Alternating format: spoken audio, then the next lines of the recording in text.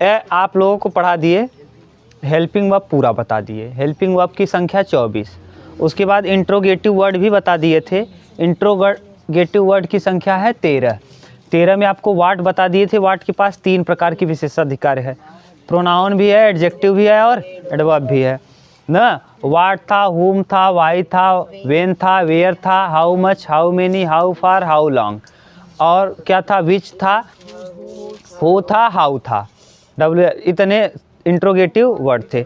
बता दें फिर से, क्या पहले क्या था, वाई था, वाट था, वेन था, वेयर था, वेयर, हाउ, हुज, हाउ था, हुज था, हुज न, हुज, होम था न, विच था, how much, how many, how far, how से 3, हाउ से 4, many, much, how much, how far, how long, ये हाउ से लॉन्ग, एक तो हाउ से ही है, हाउ लॉन्ग, ये देखो 4 इधर हो गया, हाउ लॉन्ग, ठीक, how many, how far, how much, how long, तो 4 इधर हो गया, एक 5, 6, 7, 8, 9, 10, 11, 12 और एक छूट गया, और डब्ल्यू एच ओ, हु माने कौन, ये इतने 13 इंट्रोगेटिव वर्ड हैं न। यही प्रश्न पूछने का काम करते थे। ये बता दिए थे कि ये शब्द जो है सबके विषय में बता दिए हैं। ये जो होता है ये 3 होता है, एडजेक्टिव भी होता है, एडवर्ब भी होता है और प्रोनाउन भी। यानी प्रोनाउन अगर है तो इसका पैसिव बन जाएगा, क्यों? क्योंकि प्रोनाउन सब्जेक्ट भी बनता है और ऑब्जेक्ट। हु भी प्रोनाउन है, हु क्या है, होम भी प्रोनाउन है, होम, हु का ऑब्जेक्टिव केस कौन होता है, whom, who can be used as a subjective case और whom can be used as a objective. इसको हम सब्जेक्ट की तरह यूज करते हैं और इसको जब पैसिव पढ़ेंगे ना तो बाई हु लिखा रहेगा ना, हु आर यू, तो बाई होम कर देंगे, बाई होम, क्योंकि ऑब्जेक्ट की जगह जैसे आई और ऑब्जेक्ट की जगह लिखते हो तो इसको मी लिखते हो ना। यू, हाँ, I know you, you are known to me, you are known to me लगा देते हो, क्यों? क्योंकि ये कहाँ जगह गया, ऑब्जेक्ट की जगह, ये सब्जेक्ट है और ये तो ऑब्जेक्ट की जगह ऑब्जेक्टिव केस। ऐसे हु रहेगा ना, तो जब हु को हम कहाँ ले जाएंगे, ऑब्जेक्ट की जगह, तो क्या लगा देंगे, होम, क्या लगा देंगे, होम, सही है ये। अब अगला देखो इसके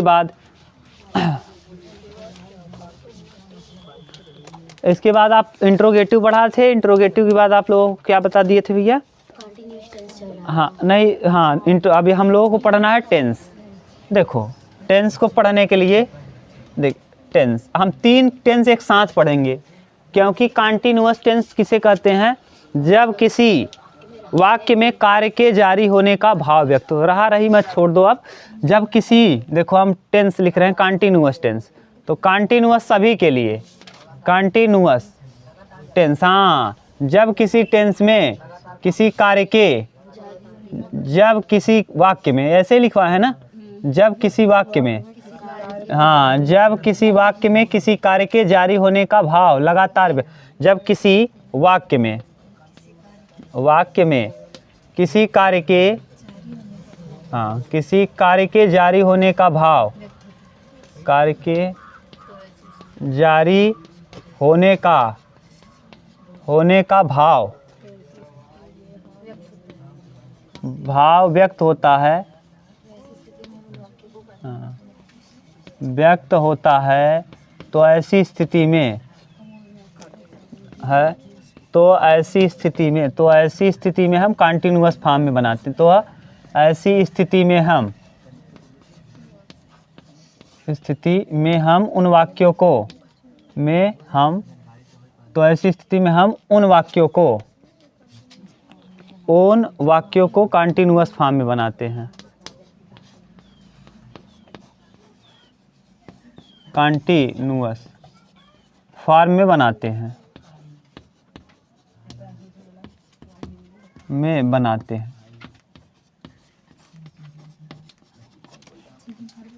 ना। आप इंग्लिश में भी इसको लिख सकते हो, हाँ, there is a sense of continuity of any action in a sentence we make the sentence in continuous form. तो ऐसे भी लिख सकते हो, जाने दो, यही हिंदी लिखो। जब किसी वाक्य में किसी कार्य के जारी होने का भाव व्यक्त हो। जारी होने का सेंस क्या है, जैसे हम कहें वह मैं पढ़ा रहा हूँ, मैं पढ़ाने का काम जारी है, वह पढ़ा रहा था, तो यानी पढ़ाने का काम जारी था, हाँ पास्ट में था, वह पढ़ा रहा था, आपने देखा होगा तभी कहा होगा कि वह पढ़ा रहा था, इसका मतलब उसका पढ़ाने का कार्य जारी था। वह पढ़ा रहा होगा ना, पढ़ा रहा होगा, तो यानी वह पढ़ा रहा होगा, तो यानी अब जैसे आप यहीं देखें भविष्य में हो जाएगा, जैसे आप गए कपिल सर के यहाँ, हाँ पास्ट में नहीं होगा, वह पढ़ा रहा होगा ना, फ्यूचर, अभी भविष्य की बात कर रहे हो। जैसे आप कहीं घर पे हो, आप घर पे हैं और घर से हम यहाँ आज पढ़ाने, आप पढ़ने नहीं आए हो और हम पढ़ा रहे हैं, तो आप क्या बोलेंगे, सर पढ़ा रहे होंगे, सर पढ़ा रहे होंगे, यानी भविष्य में अभी भी चल रहा है काम जारी, यानी आप थोड़ा आगे की भी बात कर रहे हो, यानी वर्तमान, जैसे तुरंत वो तो पॉइंट ऑफ टाइम है, जिस समय आप बोल रहे हो उस समय तो प्रेजेंट हो गया, लेकिन उसके बाद भी हम क्या कर रहे हैं, तब यही तो आप कह रहे होंगे कि सर पढ़ा रहे होंगे, जाओ जल्दी पढ़ो, तो सर पढ़ा रहे होंगे, यानी क्या है, काम जारी है, वर्तमान से जारी हो के अभी भी चल रहा है। तो ये तो तीनों ही में कोई दिक्कत होता नहीं है। देखो स्ट्रक्चर इसका देख लो, हाँ स्ट्रक्चर यानी कैसे बनाओगे, स्ट्रक्चर ध्यान से देखना, स्ट्रक्चर थोड़ा सा हम अलग बनाते हैं। जो आज तक आप ईटीसी लिखते आओ, आज समझ लो ईटीसी क्या है, सब्जेक्ट प्लस, हम विल बी वाला अलग बना दें कि यही बना दें, तीनों एक साथ बना देंगे, कोई दिक्कत नहीं ना। सब्जेक्ट प्लस हेल्पिंग वर्ब, अब आपको दिक्कत होगी ना तो हम अलग बना देंगे। देखो हेल्पिंग वर्ब में क्या आता है, is am are, is am are कहाँ आगे जानते हो, प्रेजेंट कंटिन्यूअस में है, अगर रहेगा तब, अगर है रहेगा तो इज एम आर लगाना, था रहेगा तो वाज और वर लगा देना, था रहेगा तो वाज और वर ना, और अगर वाज और वर अगर मान लो होगा, वह पढ़ा रहा होगा, तो क्या लगाओगे, विल और क्या, शैल, विल और शैल, ठीक, विल या शैल। इसको कहो तो हम अलग से लिख दें, विल शैल को, कोई दिक्कत ना हो तो हम अलग लिख दे रहे हैं। देखो यहाँ ब्रैकेट बना दे रहे हैं, यहाँ से लिख दे रहे हैं, देखो विल लिख दे रहे हैं और शैल लिख दे रहे हैं, विल शैल। ध्यान से सुनना, इसको ब्रैकेट अब बना दिए, अब ब्रैकेट बना के प्लस नॉट प्लस बी, और ये जो बी है ना भैया, केवल और केवल किसके साथ लगेगा, विल और शैल के साथ, और किसी के साथ हम बी नहीं, यानी केवल और केवल विल और शैल के साथ हम बी लगाएंगे और किसी के साथ बी नहीं। अगर नॉट आया तो नॉट बी लगाएंगे और नॉट नहीं आया तो विल बी शैल बी, अगर नॉट आया होगा तो नॉट पहले लिखेंगे विल, तब नॉट, तब बी, और अगर नहीं रहा होगा, नॉट नहीं रहा होगा सेंटेंस में, तो विल भी लगा देंगे। समझ रहे हो सूरज, अभी देंगे सेंटेंस तब समझ में आएगा। Will not be plus main verb का फर्स्ट फॉर्म, मेन वर्ब के फर्स्ट फॉर्म में आईएनजी, मेन वर्ब के फर्स्ट फॉर्म में क्या लगा देंगे, आईएनजी प्लस ऑब्जेक्ट, ऑब्जेक्ट के बाद एडवर्ब या एडवर्बियल फ्रेज। आज समझ लो यही आप लिखते हो, उसके बाद क्या लिख देते थे, ईटीसी, यही तो स्ट्रक्चर में लिखते थे। इतना लिखने के बाद आप क्या करते थे, ईटीसी। आज समझ लो ईटीसी था क्या, वो ईटीसी था क्या।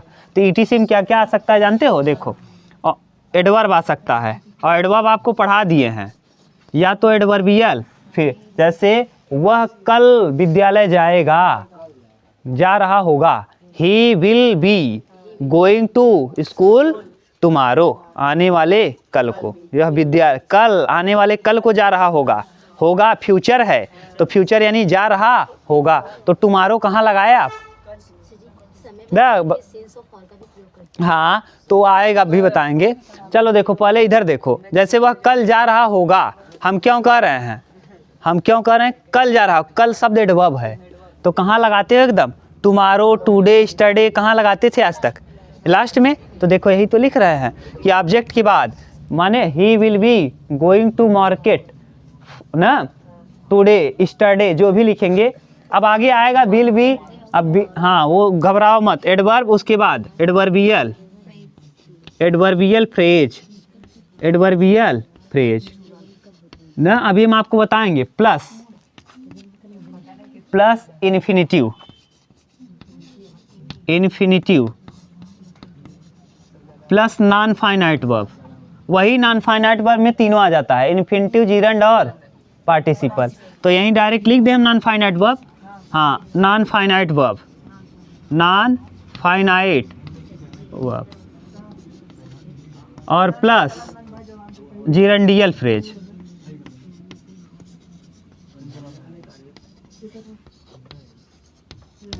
देखिए ध्यान से सुन लीजिए, जैसे राम कल विद्यालय जाएगा, राम कल विद्यालय जा रहा होगा।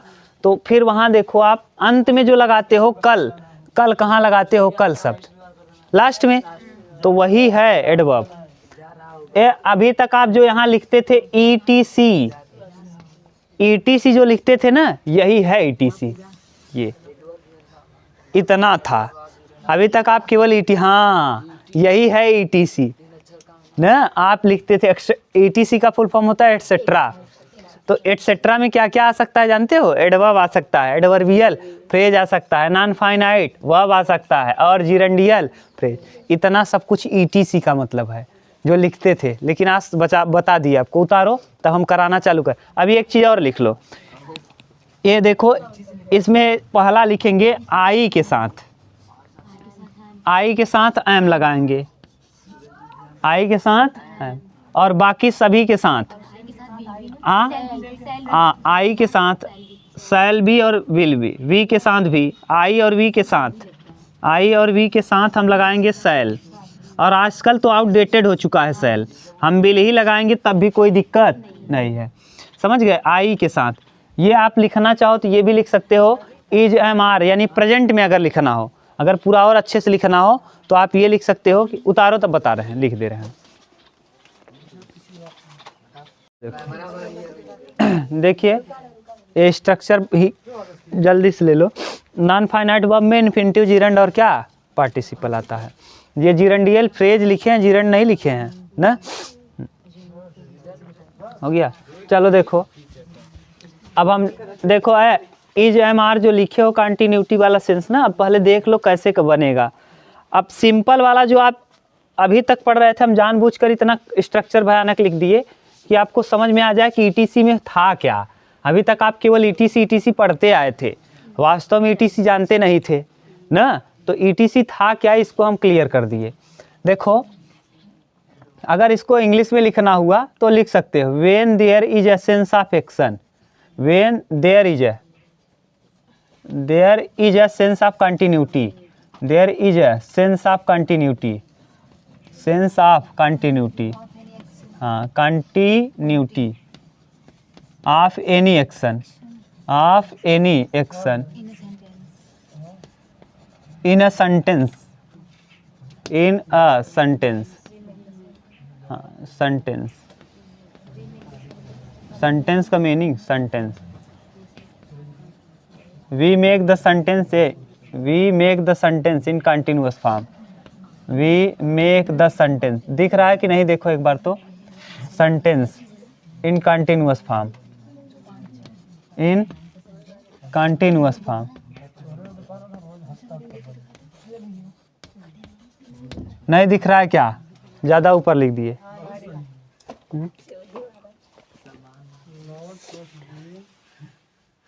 सही है, दिख रहा है। When there is a sense of continuity of any action in a sentence, we make the sentence in continue। अब देखो इसका मतलब क्या है, तो कंटिन्यूअस फॉर्म में बनाते हैं, वही हिंदी का ट्रांसफर कर दिए।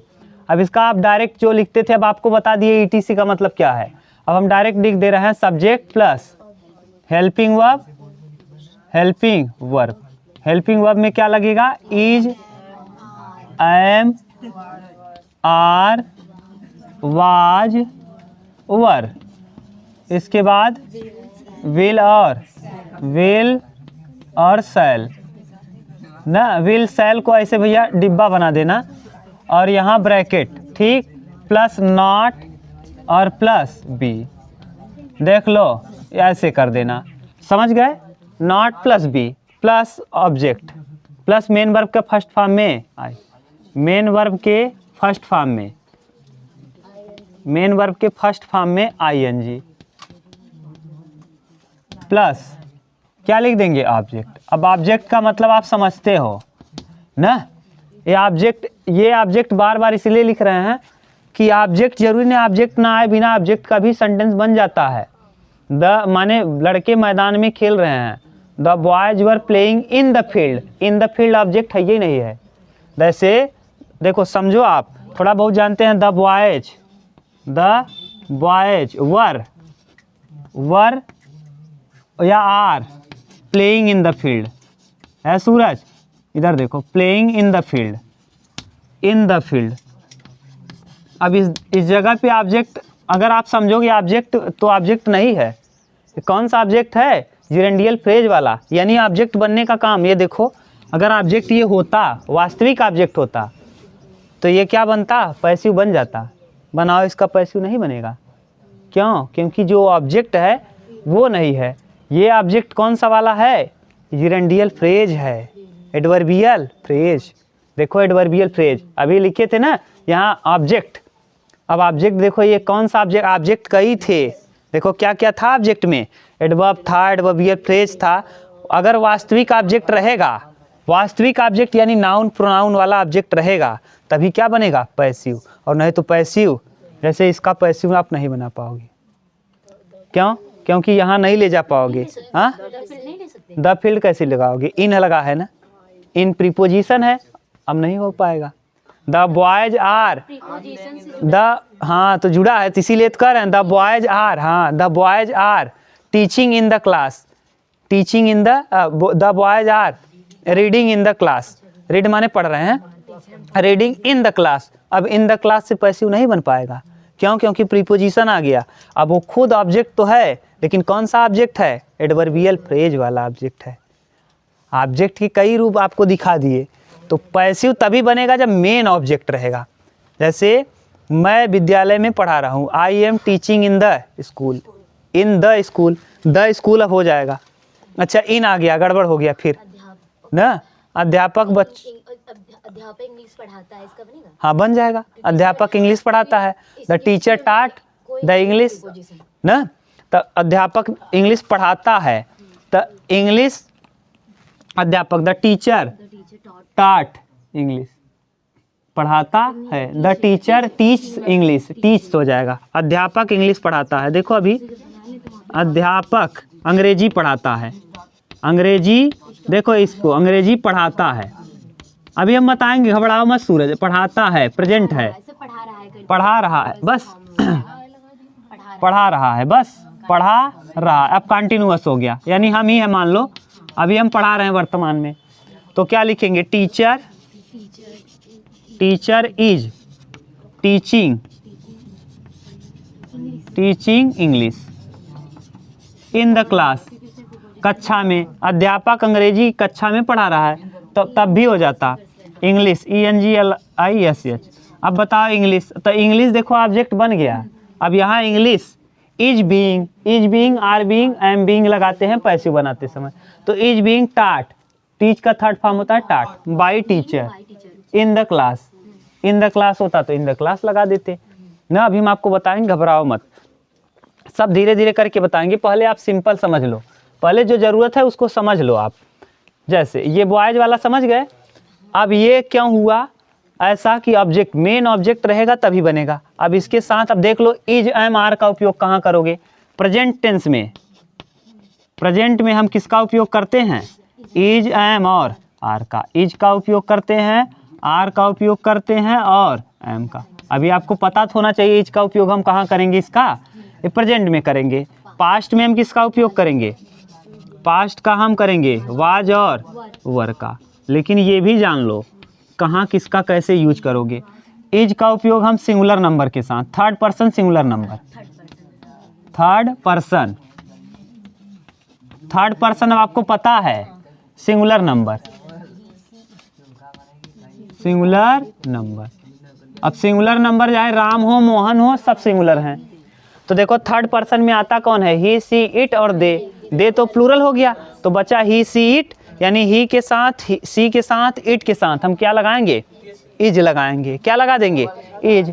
और अगर मान लो थर्ड प्लूरल नंबर हो गया कौन कौन, first person, first second, first second और थर्ड, डायरेक्ट लिखो प्लूरल नंबर, प्लूरल सब्जेक्ट के साथ, प्लूरल नंबर सब्जेक्ट के साथ क्या लगाओगे, प्लूरल सब्जेक्ट के साथ आप लगाओगे आर, और एम का उपयोग ओनली आई, केवल आई के साथ, यहाँ वाज का उपयोग आई के साथ ना, आई सबके साथ, singular number, singular subject, singular subject, और इसका उपयोग प्लूरल सब्जेक्ट, किसके साथ, प्लूरल सब्जेक्ट ना।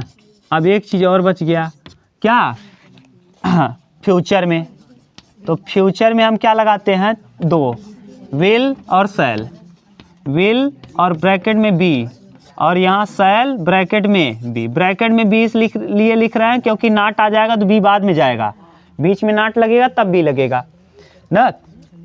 और यहाँ शैल का उपयोग केवल और केवल वी एंड आई और वी के साथ शैल लगाते हैं, तो आउटडेटेड हो गया है। और बाकी एंड अदर सब्जेक्ट के साथ, बाकी सभी सब्जेक्ट के साथ, अदर सब्जेक्ट के साथ हम लगा देंगे अदर सब्जेक्ट। हाँ अगर जहाँ पे निश्चितता का बोध, हाँ वो सब सेंस है, आगे आएगा हम सब लिखा देंगे, जहाँ निश्चितता का बोध हो वहाँ आई और वी के साथ भी हम शैल का उपयोग, विल का उपयोग करते हैं। लेकिन आजकल देखा जाए ना तो आउटडेटेड हो गया है, शैल को उपयोग ज़्यादा कोई नहीं कर रहा है, विल ही काम कर दे रहा है। नए जो ग्रामेरियन हैं ये सब पूरा शैल को आउटडेटेड ही कर दिए हैं, शैल यूज ही नहीं कर रहे। अब आप समझ गए कि इज का उपयोग कहाँ करोगे, आर का कहाँ करोगे, एम का कहाँ करोगे, ये पास्ट में लगेगा, ये प्रेजेंट में लगेगा और ये फ्यूचर में। अब देखो हम सेंटेंस बोल रहे हैं और आपको हम सिखा रहे हैं कैसे कैसे आप बनाओगे। अभी तक आपको दिक्कत हो, उतारोगे, जल्दी उतार लो। तो देखो हम बोल रहे हैं, पहला सेंटेंस लिखो, वह एक किताब पढ़ रहा है, वह एक किताब पढ़ रहा है, वह एक किताब पढ़ रहा है ना, वह एक किताब पढ़ रहा है, वह एक किताब पढ़ रहा है, किताब पढ़ रहा है, हाँ पढ़ रहा है, यानी देखो यहाँ कार्य जारी है, यानी जो व्यक्ति है वह पढ़ रहा है, किताब को लगातार पढ़ रहा है, यानी वह एक किताब पढ़ रहा है। अभी भी पढ़ रहा है कि नहीं, यही तो लिखे, there is a sense of continuity, यानी जहाँ लगातार सततता का भाव दिखे, यानी लगातार कोई कार्य जारी हो, वहाँ हम कंटिन्यूअस फॉर्म बनाते हैं। और ये वर्तमान की बात कर रहे हैं तो यानी लिखेंगे ही। अब बताओ प्रेजेंट है कि पास्ट की फ्यूचर, प्रेजेंट तो अभी बताए हैं सिंगुलर है, और सिंगुलर के साथ क्या लगाओगे, इज, ही इज, किताब मैंने पढ़ना, रीड, तो रीड का थर्ड फॉर्म, रीड में ING, रीडिंग, अ बुक, वह एक किताब पढ़ रहा है। अब देखो ये ऑब्जेक्ट है, ये सब्जेक्ट है, ये हेल्पिंग वर्ब, ये मीन। अब ये ऐसा ऑब्जेक्ट है जो डायरेक्ट ऑब्जेक्ट है, एडवर्ब या एडवर्बियल फ्रेज नहीं, इसका पैसिव बनाते समय ध्यान से सुनो, हम थोड़ा थोड़ा बताते चल रहे हैं। कंटिन्यूअस टेंस अगर रहेगा ना तो कंटिन्यूअस टेंस में पैसिव बनाते समय कुछ नहीं करते, केवल जैसे इज है ना तो बीइंग जोड़ देते हैं, आर है तो बीइंग जोड़ देंगे, एम है तो सभी में is being, are being, am being, was being, were being, बन गया पैसिव। और उल्टा खींच लाओ, इसको यहाँ खींच लाओ, इसको यहाँ, अ बुक, इज तो इज लगाएंगे क्योंकि बुक सिंगुलर है, इज बीइंग। अब थर्ड फॉर्म रीड का third form read, by, he का objective case, he him, he का ऑब्जेक्टिव केस, ये ही का objective case. A book is being read by me, एक किताब मेरे द्वारा पढ़ी जाती है। मैं एक किताब पढ़ रहा हूँ या एक किताब मेरे द्वारा पढ़ी जाती है, क्या मतलब है, सेम। तो ट्रांसफॉर्मेशन आपको बताए थे, ट्रांस माने टू चेंज, फॉर्म माने construction. The structure in which we change the sentence in which we change the structure of a sentence without change its meaning is called transformation. तो वह प्रक्रिया न, the process in which we change the structure of a sentence without change its meaning, वह, हाँ, वह प्रक्रिया जिसमें हम सेंटेंस का अर्थ बदले बिना उसके रूप को बदल दें। अर्थ नहीं बदल रहा है अभी भी, रूप बदल गया, तो ये एक्टिव पैसिव भी एक प्रकार का क्या है, ट्रांसफॉर्मेशन है। बताओ और लिखो दूसरा, वे मैदान में खेल रहे हैं, वे मैदान में खेल रहे हैं, वे मैदान में खेल रहे हैं, वे, हाँ, वे मैदान में खेल रहे हैं, मैदान में खेल रहे हैं, में खेल रहे हैं।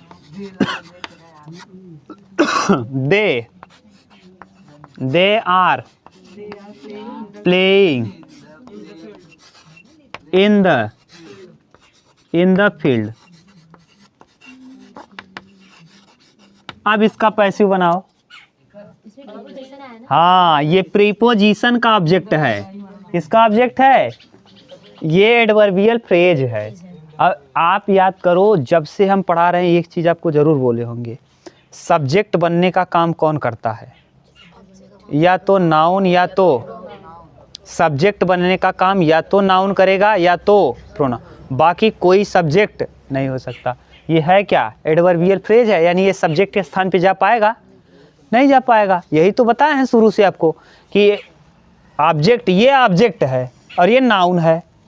बुक क्या है, नाउन, तो बुक यहाँ जाएगा, आराम से चला जाएगा, क्योंकि बुक नाउन है और नाउन सब्जेक्ट बन सकता है, इसीलिए यहाँ गया। और ये क्या है, एडवर्बियल फ्रेज है, और आपको बताए हैं सब्जेक्ट और ऑब्जेक्ट बनने का काम या तो नाउन करेगा या तो प्रोनाउन।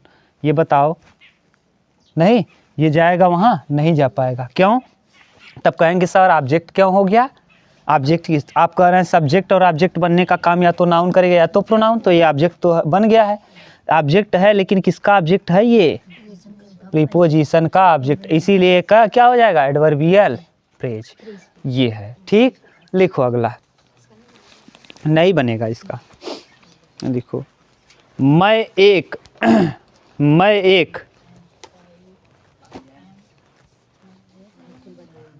मैं एक पत्र नहीं लिख रहा हूँ, मैं एक पत्र नहीं लिख रहा हूँ, बनाओ।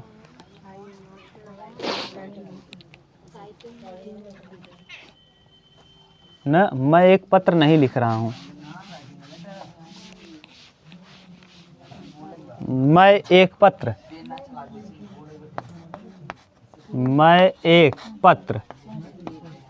नहीं लिख रहा हूँ, नहीं लिख रहा हूँ। देखो सूरज भैया, पहले आप समझो न, उसका क्या नाम है, अजय। देखो मैं के लिए क्या होता है, सही है। अब आई के साथ अभी लिखवाए थे, क्या लगाओगी, इज, पहले बताओ, है ना, तो प्रेजेंट है, यानी कार्य जारी है और प्रेजेंट में जारी है, तो आप क्या लगाओगे, इज लगाओगी, आर लगाओगी कि एम लगाओगी, यानी ये वाला टेंस है। तो बताओ आई के साथ क्या लिखे हैं, एम, आई के साथ क्या लगाओगे, एम, तो आई एम।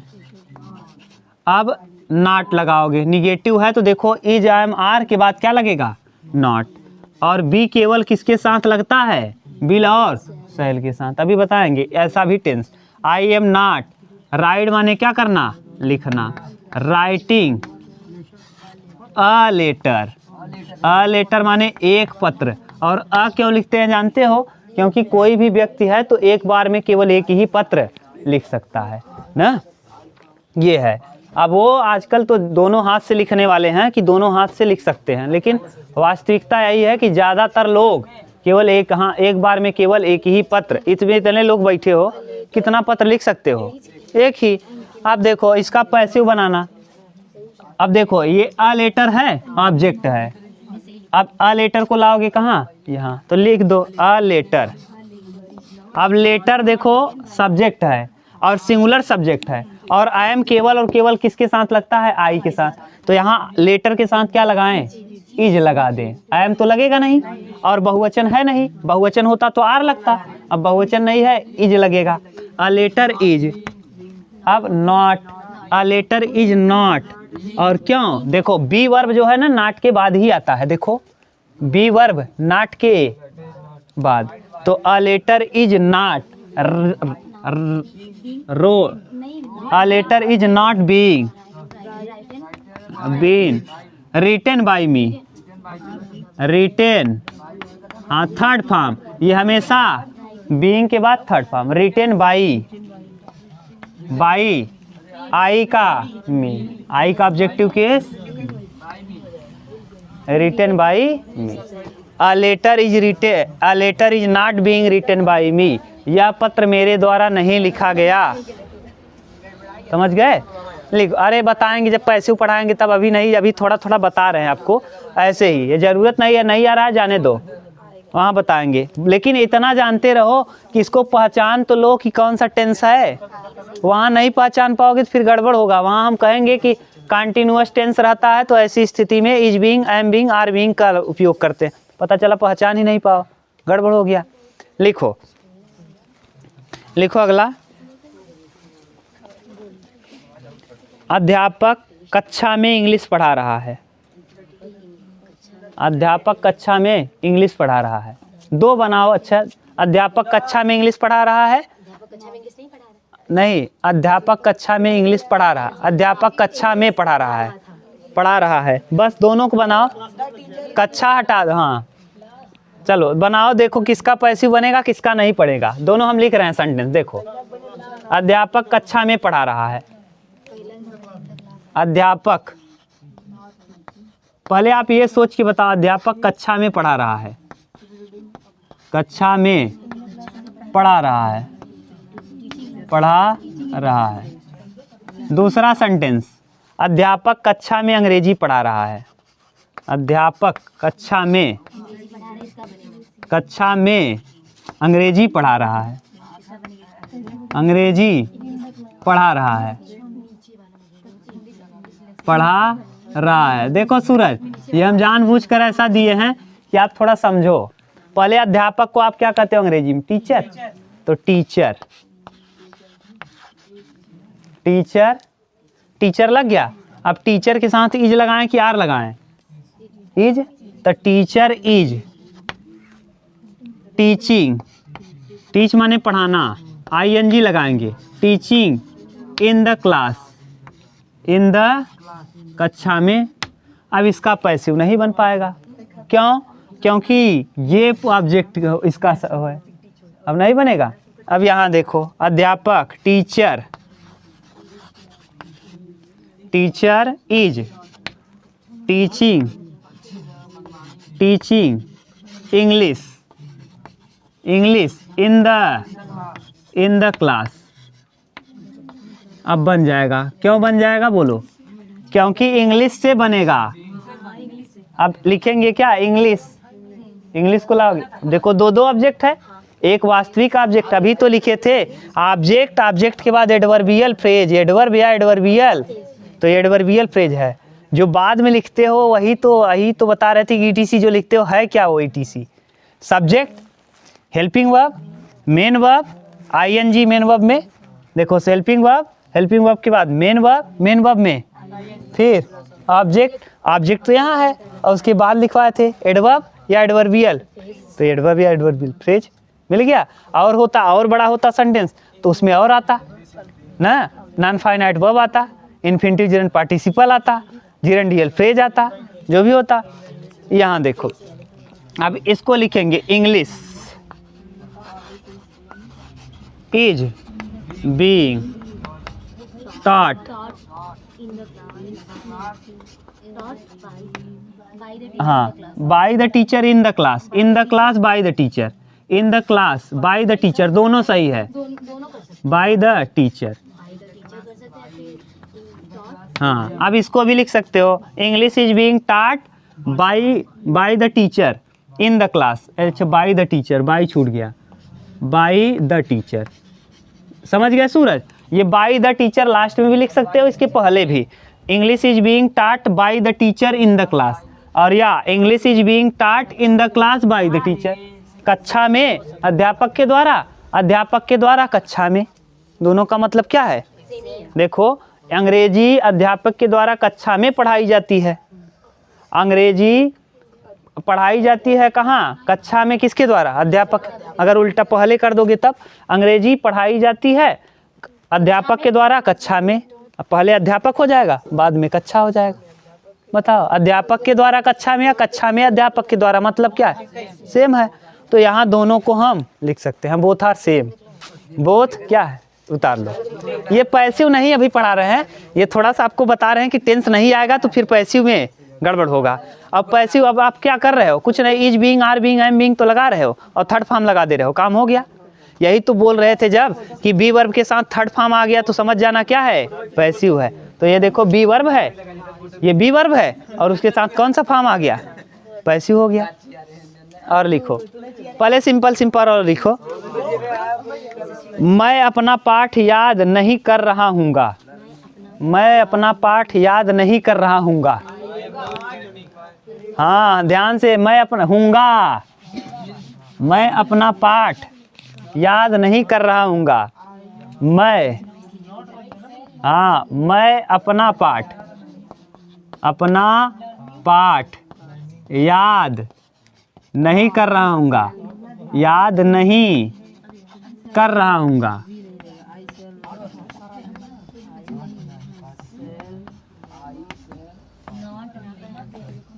हाँ देखो, आई शैल नॉट, देखो सूरज ये क्यों बताए हैं, क्यों, क्योंकि बिल और शैल के साथ बाद नॉट लगाते हैं तब बिल, केवल इसी के साथ बी लगेगा न, इज एम आर आजवर के साथ बी नहीं लगता, इसीलिए दोनों के साथ ब्रैकेट लगा के तब तीर लगा दिए हैं कि बिल और शैल के साथ अगर नाट आए तो नाट के बाद बी लगाना, अगर नाट नहीं आता तो डायरेक्ट बी लगाते थे, बिल भी शैल भी, समझ गए। अगर मान लो यहाँ नहीं रहा होता, नहीं रहता, ये हटा दे न, तो हो जाता शैल भी, और अगर नाट दिया है तो नहीं, शैल तब नाट तब बी लगाएंगे, clear. Shall not be. Learn माने लर्निंग माई लेसन, आई का माई लेसन, हाँ माई लेसन इज नॉट, अब बनेगा नहीं बनेगा, क्यों, क्योंकि यहाँ कौन सा चीज आ गया, बी वर्ब, और बी पहले से मौजूद है तो उसका पैसिव नहीं। देखो जिसमें बी है, बी कौन कौन है, इज, एम, आर, वाजवर, इसमें बी खुद ही है, बी एक बार आ गया और दोबारा पैसिव नहीं। 8 का पैसिव बनता है, 4 का पैसिव, तो इसका नहीं बनता न, हाँ आएगा वहाँ, लेकिन अब जानते रहो, आप घबराओ मत। देखो तीनों के परफेक्ट का कंटिन्यू नहीं बनेगा, परफेक्ट कंटिन्यूअस, परफेक्ट का प्रेजेंट परफेक्ट कंटिन्यूअस का नहीं बनेगा, चौथा वाला 4 टेंस होंगे, present indefinite, present continuous, present perfect continuous, तो चौथा वाला नहीं बनेगा, प्रेजेंट परफेक्ट कंटिन्यूअस नहीं, फ्यूचर परफेक्ट कंटिन्यूअस नहीं, पास्ट परफेक्ट कंटिन्यूअस नहीं, और फ्यूचर कंटिन्यूअस नहीं। कितने नहीं बने, 4, तो बचा कौन, 8 का बनेगा, 4 का नहीं बनेगा, बस। फ्यूचर कंटीन्यूअस का भी तो नहीं बनता है, हाँ तो बोले तो यही तो, फ्यूचर में 2 का नहीं बनेगा और प्रेजेंट और पास्ट में 1 का नहीं बनेगा, फ्यूचर में 2 लोगों का बनेगा, 2 का नहीं बनेगा, बोले तो 4 बार तो बोले हैं, वही लिखो। चलो मैं अपना पाठ लिख लिए, और लिखो, वे कमरे में नहीं सो रहे थे, वे कमरे में नहीं सो रहे होंगे, वह दूध पी रही होगी। वे कमरे में नहीं सो रहे होंगे, वे कमरे में नहीं सो रहे होंगे, बनाओ, वे कमरे में, जागृति बनाओ, वे कमरे में नहीं सो रहे होंगे, वे कमरे में नहीं सो रहे होंगे, नहीं सो रहे होंगे, दे विल नॉट बी, सोना, स्लीपिंग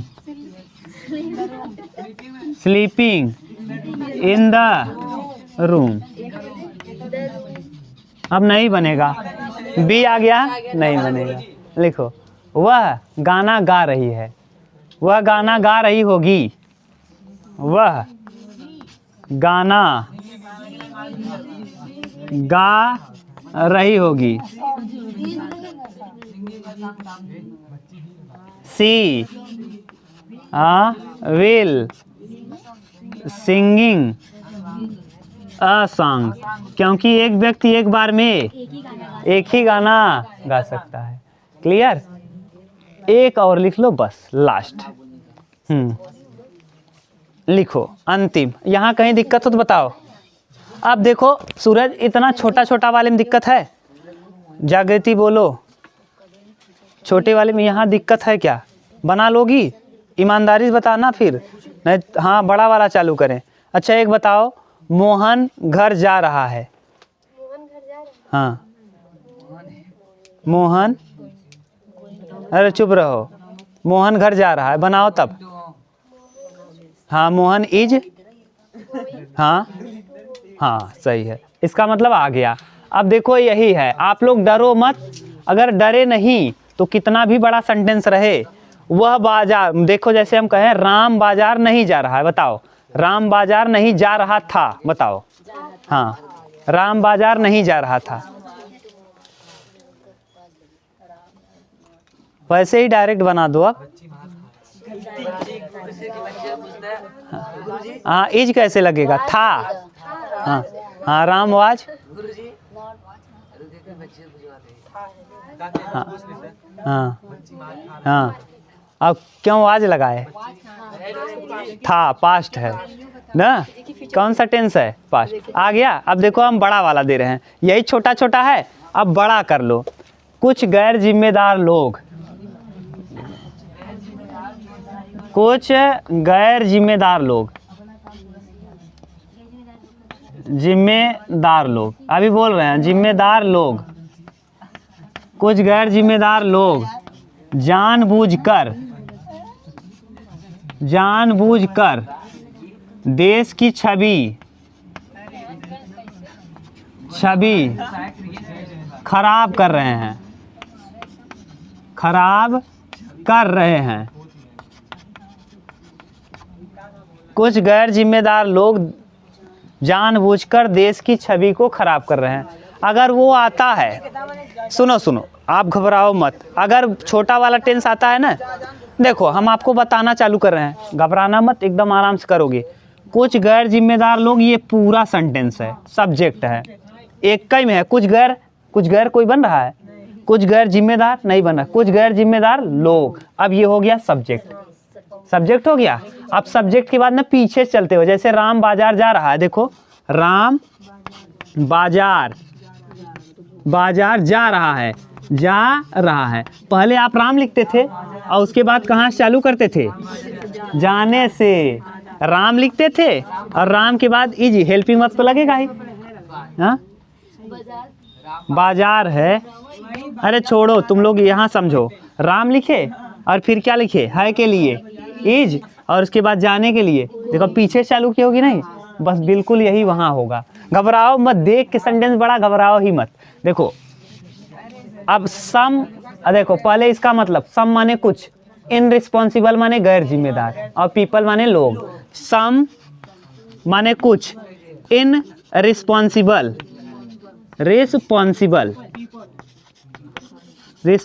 पीपल। अब ये बन गया पूरा, ये सब्जेक्ट हो गया। कुछ गैर जिम्मेदार लोग, सम इररिस्पॉन्सिबल पीपल, कुछ गैर जिम्मेदार लोग। उल्टा आर, अब इज लगाएं कि आर लगाएं?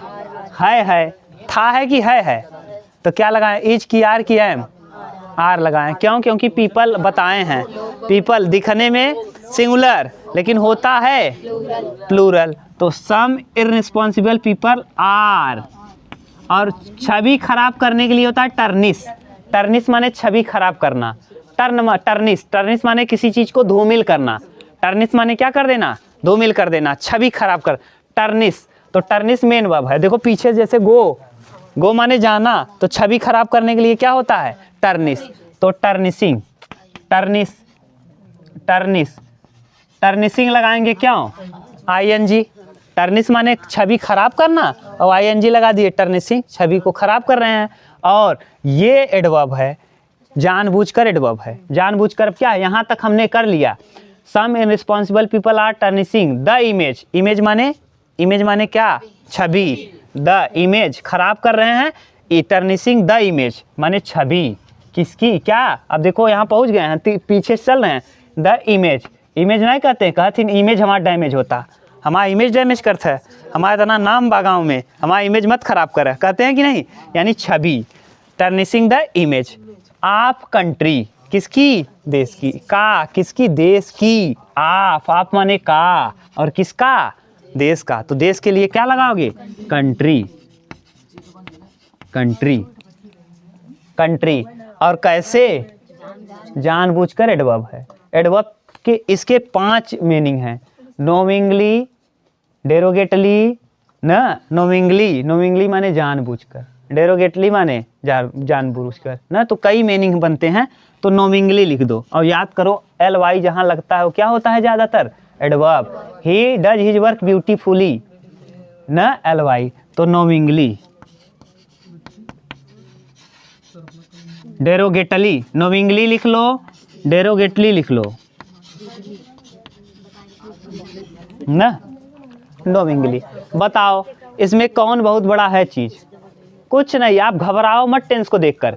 सबसे पहले सूरज, सबसे पहले आपका काम क्या होगा, सब्जेक्ट को पहचानना, उसके बाद कुछ नहीं, हेल्पिंग वर्ब लगाओ और पीछे पूरा झोंक दो, पीछे से एकदम आते जाओ। खराब करना, टर्निश, किस, क्या खराब करना, छवि, इमेज, इमेज माने छवि, किसका, देश का के लिए, आप, और किसका, देश का, तो कंट्री माने देश। और कैसे, जानबूझ, लगा दो जानबूझ कर, नोविंगली, डेरोगेटली, इंटेंशनली, इंटेंशनली माने भी जानबूझकर, नोविंगली माने जानबूझकर, नोविंगली, हाँ, और डेरोगेटली माने जानबूझकर, जाए जो लगा दो आपका मन, ठीक जी है, कल करेंगे आगे और।